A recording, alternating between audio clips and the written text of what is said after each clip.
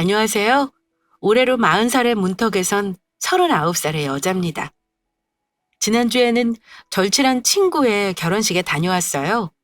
다른 친구들이 이제는 결혼할 때도 되지 않았냐면서 제게 결혼 소식을 좀 듣고 싶다고 하길래 나는 결혼 생각 없다고 얘기하고 왔습니다.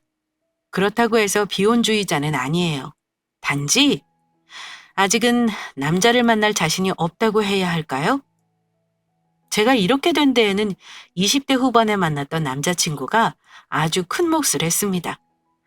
그 사람과 결혼을 준비하던 중에 남자친구였던 그 사람 엄마한테 제가 질려버려서 파혼했죠. 그때부터였습니다. 결혼에 대해서 제가 거리감을 갖게 된 건요.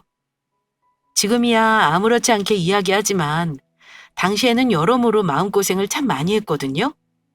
그래서 오늘은 그때 제가 겪었던 이야기를 여러분께 들려드리려고 합니다. 혹시 알아요? 이렇게라도 제 속 이야기를 다 털어놓고 나면 제가 조금이라도 결혼에 대한 거부감을 덜어낼 수 있을지 말입니다.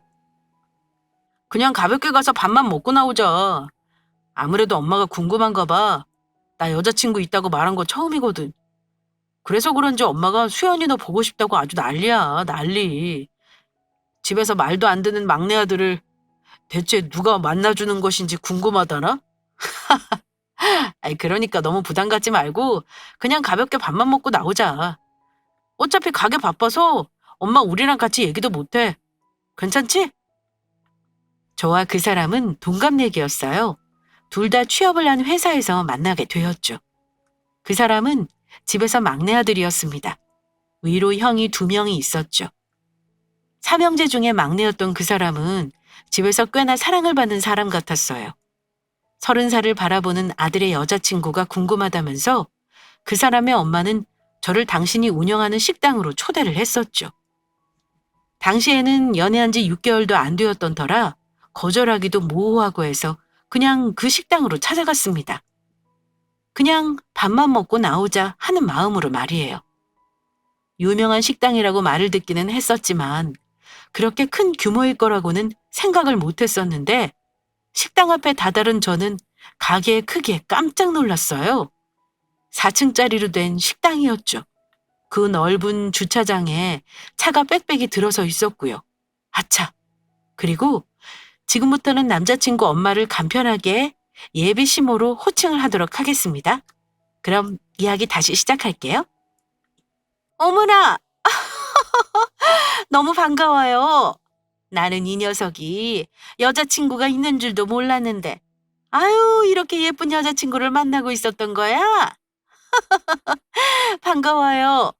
가게가 바빠서 내가 신경은 많이 못 쓸 것 같아서.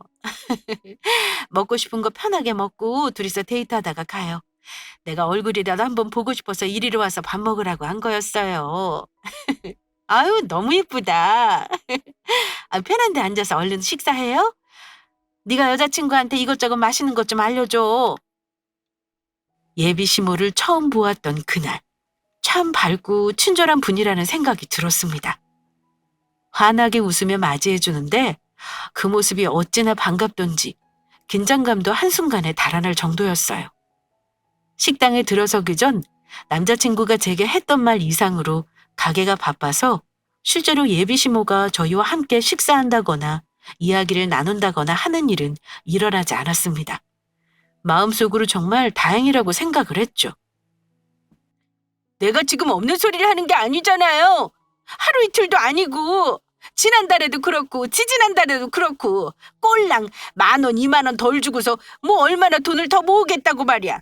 이렇게 하는 거 정말 추한 짓인 거 몰라서 그러는 거예요? 식사를 하고 있는데 갑자기 가게 안에 소란스러워지기 시작했어요. 손님들이 어느 정도 빠져나간 상황이라 가게 안에서 울려 퍼지는 고성이 더욱 잘 들렸죠. 남자친구와 저도 무슨 일인가 싶어 가게에서 일어나 기웃거리고 있었는데 눈에 보이는 상황은 다름 아닌 식당 직원 한 분과 예비 시모가 말다툼을 하는 모습이었습니다. 다른 직원들도 예비 시모와 말다툼하고 있는 직원 뒤에 서 있었죠. 지금 떠올려 보면 마치 편이 갈려져 있는 모습 같았습니다. 직원의 고성에 예비 시모도 지지 않았어요. 똑같이 행동을 했죠. 뭐요? 아니 그럼 내가 돈 몇만 원 덜 주고 싶어서 뭐 월급 줄 때 장난이라도 쳤다는 거야 뭐야? 말을 제대로나 알고나 떠들어. 가게에서 일하면서 직원들 밥 안 먹어? 밥 먹잖아. 나는 뭐 땅 파서 장사하는 줄 아나? 가게에서 밥까지 먹으면 나도 당연히 그 식대값을 월급에서 제해야 할 것 아냐. 내가 무슨 자선단체야? 밥까지 먹이고 월급까지 주면서 직원들 쓰게? 아이고, 그걸 지금 말이라고 하는 거예요? 처음 가게 시작하기 전에 분명히 우리한테 직원 복지랍시고 당연히 음식도 제공하는 거라고 했었잖아. 그걸 나만 들었어? 여기 가게에서 일하는 사람들 죄다 그 소리 들었어. 그래, 그거 10,000원, 20,000원 가지고 따지고 들지 말자 했었는데 그것도 한두 번이지. 그거를 어떻게 된 게 월급 줄 때마다 덜 주면 우리는 뭐가 돼? 우리야말로 무슨 봉사로 온 줄 알아? 우리도 우리 시간 쓰고 내 체력 쓰면서 일하고 돈 벌어가려고 나온 거야. 막말로 가게가 잘 돌아가려면 직원한테 잘해야지. 그저 자기 배 불리겠다고. 당신 가게 위해서 일해주는 사람한테 그렇게 양아치같이 굴어? 당신 그렇게 하면 안 되는 거야. 뭐? 야, 양아치? 아이고, 이것 봐요. 어디서 말 같지도 않은 소리를 하는 거야 지금? 아우, 내가 진짜 이래서 머리 검은 짐승은 함부로 거두지 말라고 하나 보네. 능력도 없는 아줌마 일자리 주겠다고 내가 선심 써서 가게에서 일하게 해줬더니만은 뭐? 됐어! 일하기 싫으면 관둬. 여기서 일하고 싶다고 나한테 연락 오는 사람이 한 트럭이야. 머슴이면 머슴답게 굴든가. 어디서 지가 주인 노릇을 하려고 들어? 하려고 들기를. 세상에나. 머슴이면 머슴답게 굴던가. 저는 한동안 예비시모가 했던 저 말이 머릿속에서 떠나지를 않았어요. 내용을 들어보니 일을 시작하기 전에 나눴던 내용과 다르게 급여를 책정한 게 문제였던 것 같았습니다.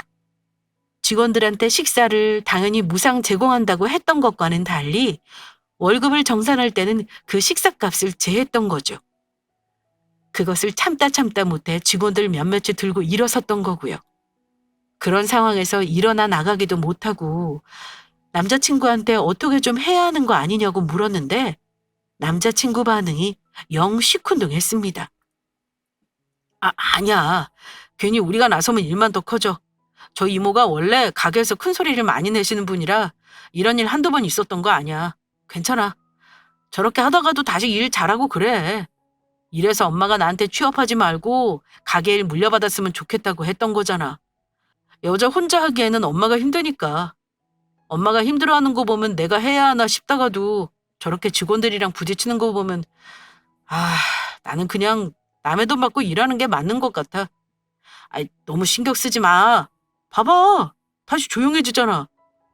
자주 부딪히는 건가 봐. 그냥 우리는 밥이나 먹자. 이야기를 들어보니 저는 그날 처음 가서 단편적인 모습만 보았던 거였으니 내가 너무 한쪽 면만 봤나 보다 생각이 들었어요.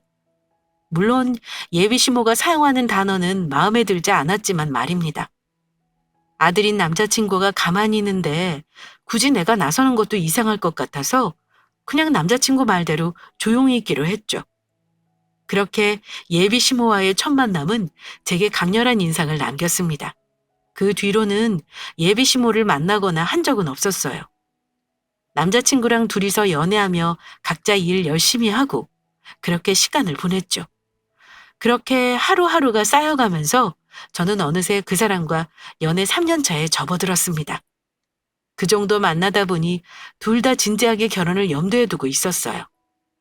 그러던 중에 예비시모의 생일이 있었고 결혼까지 생각하는 사이인데 예비시모 생일을 모른 척 지나갈 수는 없어서 백화점에 들러 스카프와 향수를 사고 편지를 적어 남자친구의 손에 쥐어줬습니다. 어머님께 드리라고 말이에요. 그런데 이 선물 때문에 나름 큰 사건이 한번 벌어지게 됩니다. 진짜 나 정말 고마워서 어떻게 하지? 진짜 고마워. 엄마가 엄청 좋아하는 거 있지? 형들 여자친구한테는 엄마 단 한 번도 이런 선물 받아본 적 없었거든.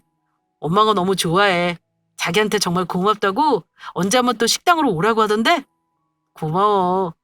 어머님 생신 때는 내가 아주 제대로 선물 준비해서 찾아뵐게. 내가 우리 여자친구 덕에 엄마한테 점수 좀 땄네? 정말 좋아하셨어? 다행이다. 내가 비싼 걸 많이 사본 적이 없어서 여기저기 엄청나게 알아봤거든. 좋아하신다니까 나도 기분이 좋네. 어머니 생신인데 나랑 전화 그만하고 얼른 가서 어머님이랑 데이트라도 해. 남자친구는 엄마가 선물을 너무 마음에 들어 한다면서 제게 전화를 걸어왔어요. 저도 내심 기분이 좋았죠. 어찌되었든 내가 사랑하는 남자의 어머님이 내 선물을 마음에 들어 한다는 게 꼭 나를 마음에 들어 한다는 말 같았거든요. 항상 제가 먼저 전화를 끊었던 터라 그 사람은 당연히 제가 전화를 끊을 줄 알고 그냥 통화 화면을 두었나 봐요. 저도 그냥 끊었으면 되는 건데 희한하게도 그날은 제가 전화를 끊지 않았고 듣지 않아야 할 대화 내용을 들었습니다. 너는 무슨 통화를 그렇게 오래 하니? 여자친구랑 통화한 거야? 야, 그러면 선물 좀 제대로 된 것 좀 보내지 그랬냐고 말 좀 하지 그랬어. 어우 세상에. 편지 쓸 정성으로 선물이라도 하나 더 챙겨서 보내지. 너희 큰형 여자친구는 지난번에 나한테 구찌에서 스카프 사가지고 보냈던데. 어떻게 된 게 너는 여자를 만나도? 아유, 이게 뭐니 이게. 내가 무슨 동네 아줌마도 아니고 토리버치 같은 거를 내가 어떻게 메고 다녀? 향수는 또 이게 뭐고. 너는 네 여자친구가 그렇게 센스가 없는 애면은 네가 알아서 좀 해줬어야지. 에스티로더?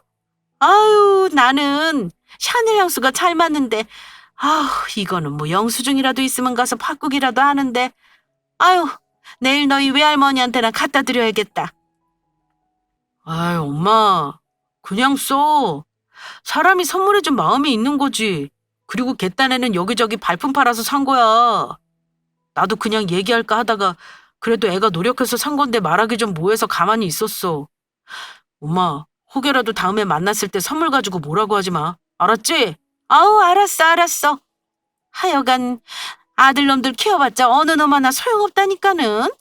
생일 선물을 줄 거면 마음에 드는 걸 주던가. 아우, 정말. 남자친구의 말과 달리 예비 시모는 제가 보낸 선물을 아주 마음에 들어 하지 않았죠. 구찌 스카프? 그래요. 살 수 있죠. 토리버치 스카프면 뭐 어떻고 구찌면 뭐 어떤 것인지. 솔직히 제 입장에서는 우리 엄마한테도 아직 못 사드린 구찌 스카프를 남자친구 엄마한테 사줄 생각 없었습니다. 그래도 큰돈 써서 명품 스카프를 산 거였는데 예비 시모 입장에서는 구찌 같은 것 외에는 명품으로 느껴지지가 않았나 봐요. 뭐가 어떻다, 센스가 없다, 돈을 아낀 게 너무 티가 난다. 그런 식으로 얘기하는 걸 듣고 있는데 참 내가 무슨 쓰잘데기 없는 짓을 한 건가. 내 돈이 너무 아까웠습니다. 그냥 전화를 끊어버리지. 왜 들고 있었어라고 생각하시는 분들도 계시겠죠? 맞아요. 전화를 그냥 끊어버렸으면 더 듣지도 않았을 내용이었을 텐데 말이죠. 하지만 저는 일부러 끊지 않았습니다. 제 안에서 오기라면 오기가 생겼었거든요. 그 전화를 끊어버리면 제가 괜히 잘못한 사람이 되는 것 같아서요. 그래서 일부러 끊지 않았죠. 여보세요? 여보세요? 자기야, 수연아! 얼마나 지나고서 남자친구가 자기 핸드폰을 들어본 것인지 머뭇거리는 말투로 제 이름을 불러댔습니다. 전화를 아직 들고 있는 거냐고 말이에요? 어머니가 선물 마음에 들어 하신 거 맞아? 아까 어머니가 말씀하시는 거 들어보니까 전혀 아닌 것 같던데. 내일 영수증 줄게. 어머니랑 같이 가서 바꿔. 내가 선물 고르는 센스가 없었나 보다. 내가 무슨 말 할지 알지? 그게 아니라 엄마가 오늘 밖에서 기분이 안 좋은 일이 많았던 것 같아. 원래 저런 분은 아니거든? 엄마가 자기가 준 선물을 왜 싫어하겠어. 괜히 기분 안 좋으니까 이것저것 가지고 다 트집 잡는 거야. 진짜야. 형 여자친구가 준 선물도 마음에 안 들어 했었어. 아, 그 구찌 스카프? 아닌 것 같던데. 아까 어머님이 말씀하실 때는 구찌 스카프를 너무 마음에 들어 하시는 것 같던데? 솔직히 말해서 나는 그렇게 생각해. 나 너희 엄마 선물 고를 때 대충 고르지도 않았고, 어울릴 것 같은 디자인, 색깔 다 생각해서 열심히 골랐어. 그리고 우리 엄마도 못 사드린 명품 스카프를 내가 남자친구 엄마한테 사드리는 거는 내가 우리 엄마한테 너무 미안한 행동 아닌가? 그러네. 생각해보니까 나는 지금도 우리 엄마한테 잘못한 거다. 뭐하러 내가 너희 엄마한테 선물했지? 좋아하지도 않을 거를. 너도 내가 이렇게 말하는 거 기분 나쁘고 정 떨어지지? 나도 그래. 나도 아까 너희 엄마랑 네가 하는 대화 듣고 너한테 정 떨어졌거든? 그러니까 그냥 여기서 헤어지자. 더 질질 끌어봤자 좋을 것 없을 것 같아. 저는 남자친구한테 헤어지자고 했습니다. 사실 남자친구에 대한 화는 없었어요. 그 사람 엄마에 대해서 화가 많이 난 상태였죠. 그렇지만 어쨌든 내가 그 사람과 계속 만난다면 결국 그 엄마와도 계속 봐야 한다는 건데 그런 생각하는 사람을 시어머니라고 만나고 싶지는 않았습니다. 남자친구에게 헤어지자고 했던 그날 저는 무리였지만 할부로라도 결제를 해서 우리 엄마한테 구찌 스카프를 사드렸습니다. 돈을 쓰더라도 내 엄마한테 쓰는 게 훨씬 가치 있고 의미 있는 거니까요. 그딴 여자한테 돈 쓴 게 너무 아깝고 엄마한테 미안했거든요. 내가 정말 미안해.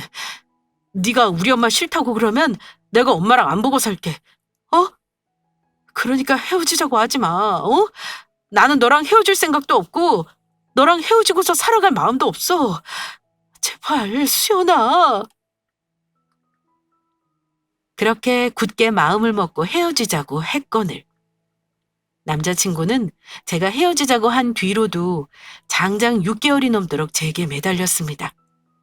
네가 싫다고 하면 결혼을 해서도 엄마를 보지 않겠다라는 말까지 했죠. 제가 말씀드렸었죠.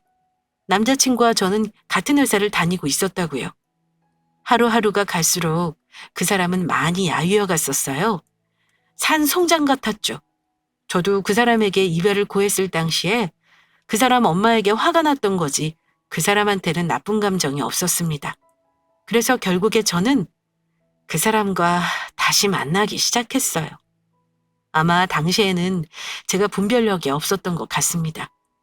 자기 엄마와 인연을 끊겠다는 그 사람 말을 100% 신뢰하지는 않았지만 그래도 그 의지가 고마웠거든요. 그렇게 다시 만나기 시작한 저희는 결합한 지 1년을 막 지나고서 결혼을 하자고 약속을 했습니다. 그렇게 저는 또다시 그 사람의 엄마 예비 시모의 식당으로 향했어요. 결혼 허락을 받기 위해서 말입니다. 그러니까는 지금 부모님이 사실상은 이혼을 하신 거나 다름없는 상태다. 아, 아들, 엄마한테 얘기했던 거랑은 말이 좀 다르네.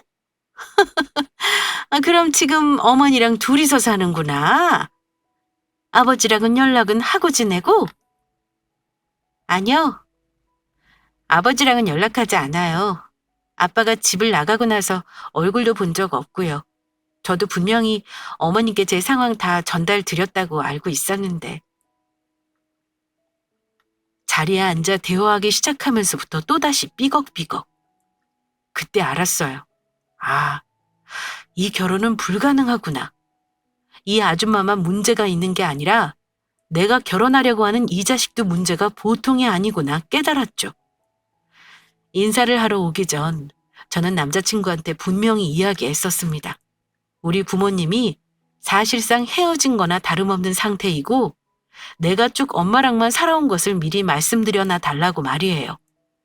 어쨌든 아무리 이혼 별거라는 게 흔해졌다고는 해도 결혼할 때는 민감한 부분이니 말입니다.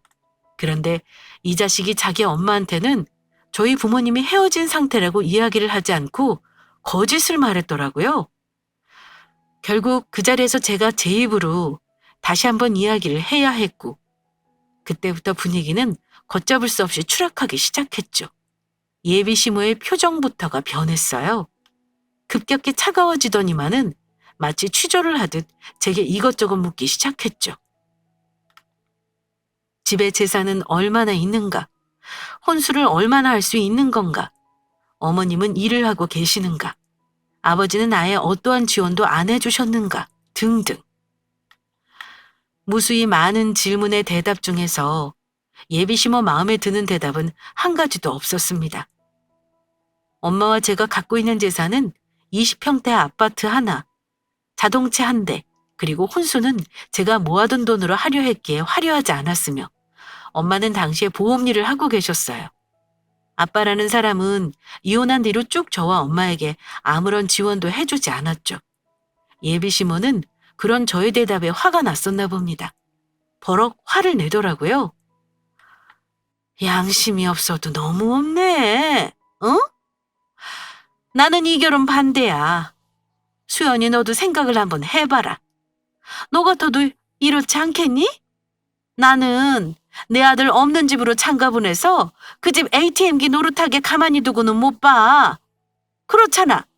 처가에서 뭘 해줄 수 있는 것도 아니고 혼수며 뭐며 부모 도움 하나 못 받고 결혼을 한다는데 아이고 내가 기가 차서 나는 그런 결혼 절대 허락 못하지. 나도 우리 아들 셋 혼자 키우면서 이렇게 재산 불렸어. 수연 씨 어머니가 그 정도 재산밖에 못 모은 거면은 그거는 수연 씨 어머님이 게으르셨던 거고 나는 내 아들 그런 집에 장가들게 할 수는 없네요. 그건 저도 마찬가지예요. 저희 엄마가 어떻게 살아오셨는지 알지도 못하면서 그저 지금 갖고 있는 돈 가지고 남의 인생 무시하는 분을 시어머니로 모시고 살 생각 없습니다. 그리고 ATM기라고 말씀하셨는데 제가 아주머니 아드님보다 연봉이 더 좋아요. 같이 입사했지만 제가 제 능력으로 먼저 올라가서 연봉 높습니다. 저도 이런 식으로 무시받으면서 결혼하고 싶은 생각 없어요. 그럼 먼저 일어나 보겠습니다. 수연아, 왜 그래? 이렇게 일어나 버리면 어떡하라고? 뭘 어떻게 하기는. 그냥 너랑 나랑 이 결혼 안 하면 되는 거야. 너희 엄마가 네가 나랑 결혼하면 ATM기 될까봐 무섭다고 하시는데 뭐하러 나랑 결혼해? 그냥 너도 너희 집 수준에 맞는 여자 만나서 살아. 돈만 있는 집. 돈은 있는데 생각이 없는 집. 그게 딱 너희 집 수준이니까. 저는 자리를 박차고 나왔습니다. 예비시모라는 여자한테 말을 할 때까지만 해도 눈물이 나지를 않았는데 그 식당에서 벗어나 지하철역으로 가는 길에 눈물이 펑펑 쏟아져 내리더군요. 다른 그것보다도 나 때문에 우리 엄마의 인생이 무시당하였다는 사실에 너무 죄스럽고 서러웠습니다. 모든 자식들에게 부모의 인생은 각별하겠지만 저에게는 더더욱 엄마의 인생이 아픈 부분이었거든요. 바람나서 집을 나간 아빠를 대신해서 엄마는 집 한 채도 갖지 못한 채 오로지 혼자 힘으로 저를 길러주셨어요. 남들이 보기에는 작은 아파트일지는 몰라도 엄마의 노력으로 저희 모녀는 서울의 20평대 아파트도 갖게 되었고요. 우리 엄마가 어떻게 살아온 것인지도 모르면서 그저 당장 눈에 보이는 재산이 자기네들 기준에 맞지 않는다고 무시를 하는데 그게 참 속상했습니다. 그날은 친구 집에서 잤어요. 하도 울어서 눈이 퉁퉁 부었는데 그 모습을 엄마한테 보이고 싶지는 않았죠. 엄마가 미안하다. 네가 더 좋은 집에서 태어났으면 좋았을 텐데. 제가 남자친구와 헤어졌다는 이야기를 듣고는 엄마가 맨 처음 꺼낸 말이었습니다. 눈물이 터져나올 것 같았지만 절대 울지 않았어요. 울 이유가 없잖아요. 오히려 그런 개차반 집안이랑 엮이기 전에 끝낸 게 다행이었으니 말이죠. 엄마한테도 전혀 그렇게 생각할 것 없다고 그 집안이랑 깊게 안 엮여서 다행이라며 엄마를 달랬습니다. 그 뒤로도 엄마는 제게 미안해했고 남자친구였던 그놈은 제게 끈질기게도 매달렸어요. 하지만 이번엔 달랐죠. 저는 절대 그 사람과 다시 만날 생각이 없었거든요. 모르는 번호로도 연락하지 마. 네가 이런다고 달라질 거 없어. 너희 엄마가 원하는 여자 골라서 결혼해. 김수연 씨 아니신가요? 김지철님 아시죠? 수연님 아버님 되시는. 모르는 번호로 전화가 왔길래 저는 당연히 전 남자친구인 줄 알았어요. 제가 헤어지자고 한 뒤에 몇 번은 자기 친구들 핸드폰을 빌려서 제게 전화를 걸어왔었거든요. 그런데 전 남자친구가 아니었습니다. 이혼한 뒤로 연락 한 번 없던 저의 아빠 이름을 대며 자신이 아빠의 변호사라고 했어요. 그러면서 아빠의 임종이 다가왔는데 자식이 없다면서 제게 연락을 했습니다. 이야기를 들어보니 아빠는 그때 집을 나갈 당시에 만났던 그 여자와 쭉 살아왔나 봐요. 그런데 그 여자 사이에서 자식이 없었던 거죠. 사실상 엄마와 아빠는 이혼을 한 상태는 아니었어요. 그냥 아빠가 집을 나가서 그 여자와 살았던 거였죠. 서류상에서는 저희 가정은 엄마, 아빠, 그리고 저 이렇게 세 사람이 가족으로 되어 있었습니다. 기분이 이상했어요. 종종 생각을 해보긴 했었거든요. 아빠를 보게 된다면 내가 길을 가다가 아빠를 마주칠 수 있지 않을까? 아빠한테 뭐라고 해야 하지? 아빠를 모른 척하고 지나가야 하나? 할 말도 없는데? 어릴 적부터 수없이 생각을 해왔었는데 다 큰 성인이 되어 마주한 아빠한테 저는 아무 말도 할 수가 없었습니다. 저뿐만 아니라 아빠도 아무 말 할 수가 없었죠. 아빠는 호흡기에 의지해서 눈만 깜빡이고 있었거든요. 많은 세월이 지나서 마주한 상간녀였던 그 여자와 저희 엄마는 그저 서로에게 고맙다고 했습니다. 그리고 그 여자는 아무런 재산도 자기는 탐내지 않는다며 저한테 미안하다고 했어요. 그렇게 저는 갑자기 아버지의 유산 20억을 상속받게 되었죠. 20억을 받고서 세금을 내고 일부는 상간녀였지만 일평생을 아빠 옆에서 살아온 그 여자에게 주었습니다. 그래야 엄마와 저도 마음이 편할 것 같았거든요. 그리고 나머지 돈으로 엄마에게 가게를 차려주었고 저희는 좀 더 큰 집으로 이사를 했죠. 나는 그냥 이렇게 엄마랑 살래. 지금은 이게 더 좋아. 엄마, 그러니까 나한테 미안하다느니 다시 그 사람 만나라느니 그런 말 이제 하지 마. 엄마는 이제라도 다시 전 남자친구를 만나보는 게 어떠냐고 했습니다. 제가 무엇 때문에 파혼했는지 알지 못했던 엄마 입장에서야 당연히 그럴 수 있었죠. 하지만 저는 남자에 대해서 그리고 결혼에 대해서 상처를 입었기에 한동안은 남자고 결혼이고 다 미뤄두고 싶었습니다. 그냥 엄마랑 이렇게 여유 있는 삶을 즐기고 싶었어요. 엄마에게 저는 저렇게 이야기를 하였고 엄마도 더 이상 이야기를 꺼내지 않았죠. 그러던 어느 날 전 남자친구가 제게 연락을 해왔습니다. 회사 동료를 통해 제가 유산을 상속받은 걸 들은 것 같았어요. 왜냐고요? 아이고, 시연아. 너무 오랜만이다. 그렇지? 아유, 지난번에는 우리가 서로 감정이 많이 상했었지. 아무래도 결혼이라는 게 서로 가족이 합쳐지는 일이다 보니 나도 많이 예민했던 것 같아. 세상에, 내가 너한테 그렇게 이야기하고 나서 이 녀석 형들하고 얼마나 혼이 났든지 그렇게 자식놈들한테 혼나고 나서 내가 생각을 해보니까 내가 어른으로서 수연이 너한테 너무 신뢰를 했더라고. 이 사람이 저를 보자고 한 자리에 그 사람의 엄마도 함께 나타났기 때문입니다.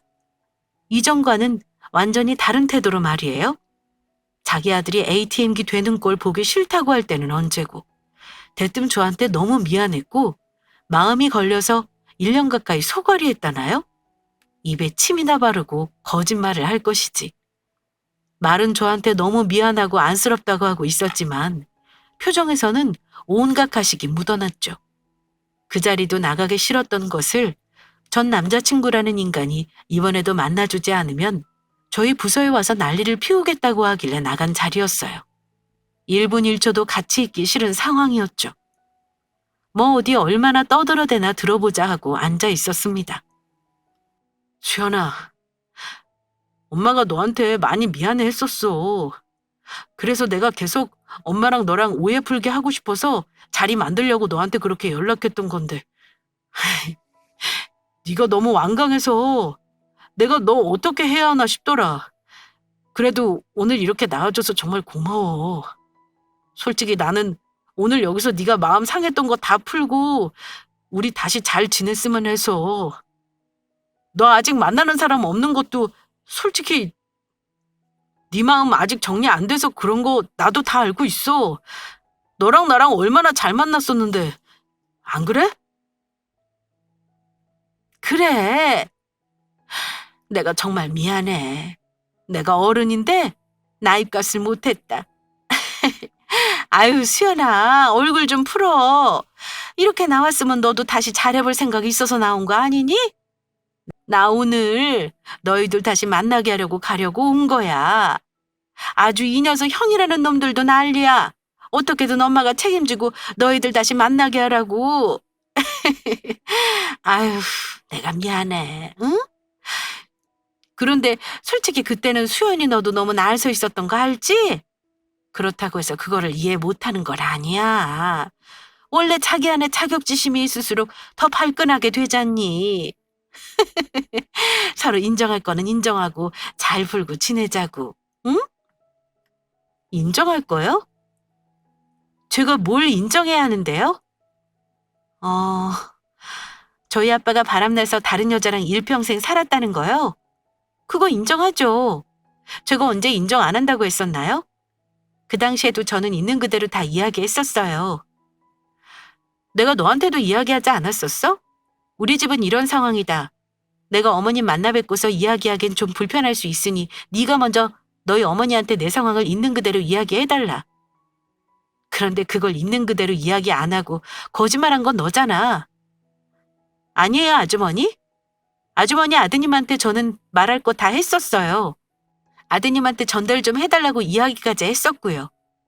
저는 숨긴 거 하나 없이 다 이야기했습니다. 거짓말한 것도 없고요.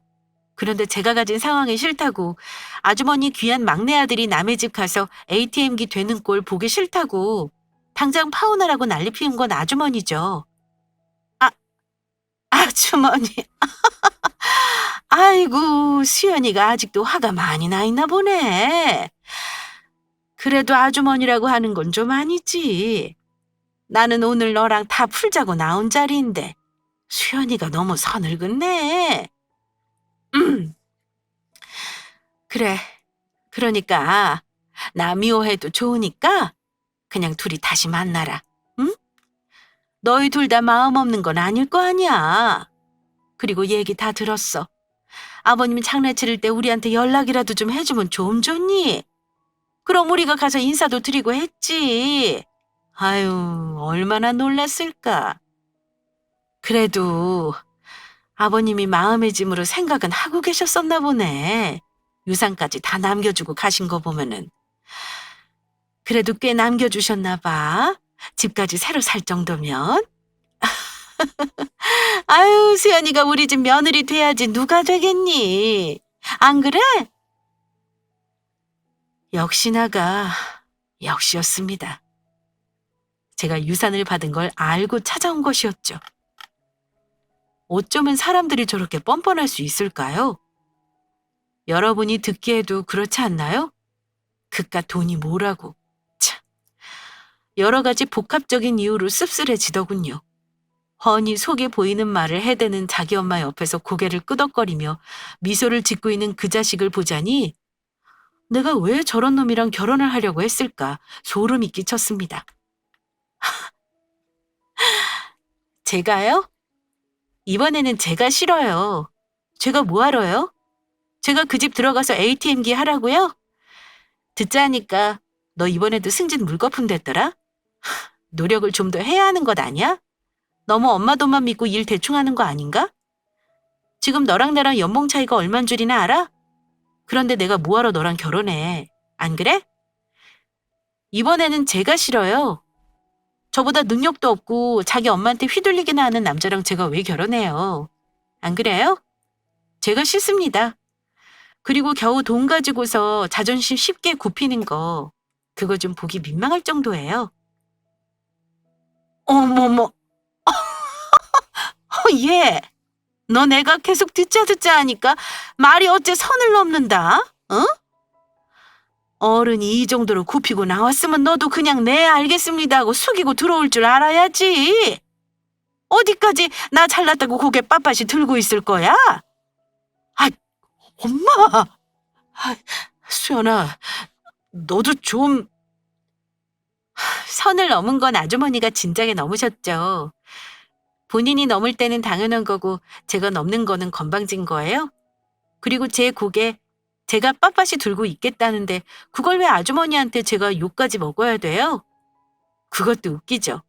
보세요. 아주머니랑 저랑 맞는 구석이 하나도 없고요. 저는 아주머니 아들처럼 능력 없는 마마보이가 정말 싫습니다. 그런데도 저랑 아주머니 아들 결혼시키고 싶으세요? 겨우 저한테 돈 좀 생겼다고요? 와, 돈이 좋긴 좋네요. 아니면 가게가 예전만큼 잘 안 되세요? 하긴 예전에 제가 봤을 때 불안하기는 했었어요. 가게 직원들한테 그렇게 인색하게 구시니까 가게가 잘 안 될 수밖에 없죠. 저 말고 대한민국에 돈 많은 여자는 많잖아요? 그러니까 아주머니 식구들한테 ATM기 노릇해줄 여자 골라서 며느리로 삼으세요. 저는 그쪽 집안 같은 곳이랑은 별로 엮이고 싶지 않아서요. 야, 김수연, 너 진짜 이럴 거야? 해도 정도껏 해야지. 뭐라니? 야, 해도 정도껏 해야 했던 건 너랑 너희 엄마야. 사람들이 양심이 있어야지. 안 그래? 아우, 이거다. 너 이거 안 놓으면 나 오늘 여기서 너랑 너희 엄마가 나한테 개소리한 거 사내 게시판에 그대로 올려버릴 거야. 내가 그냥 여기 나와서 앉아 있었던 것 같아? 내가 오늘은 또 무슨 소리를 들을까 궁금해서 나온 거야. 니들 모자가 하는 개소리 어디까지 할까 봐 한번 들어보려고. 그런데 나만 듣기 아까우니까 녹음했지? 사람들도 들으면 좋잖아. 안 그래? 이거나. 어머머. 저거. 저 계집애 저거 내가 보통이 아니라고 했지? 아이고, 그래. 어디 한번 올려봐. 그게 네 얼굴에 침 뱉는 거지 뭐. 올려봐. 네, 올릴게요. 너도 들었지? 너희 엄마가 올리라고 한 거다? 그래서 저는 그 다음날 회사에 출근해서 바로 올려버렸습니다. 꼭 올리라고 큰 소리까지 쳤는데 안 올리면 섭섭할 수 있으니 말이에요. 올리는 김에 그 자식 엄마가 운영하는 가게 이름도 거론했습니다. 직원들 월급 가지고 장난질한다고 말이에요. 제가 올린 게시물로 회사 사람들 그날 하루 종일 심심하지는 않았을 겁니다. 저마다 그 자식과 그 자식 엄마에 관한 얘기로 하루 종일 이야기를 했거든요. 얼마 지나지 않아 그 자식은 자발적으로 발령을 요청했어요. 지방으로 말입니다. 그러게 심보를 곱게 썼어야죠.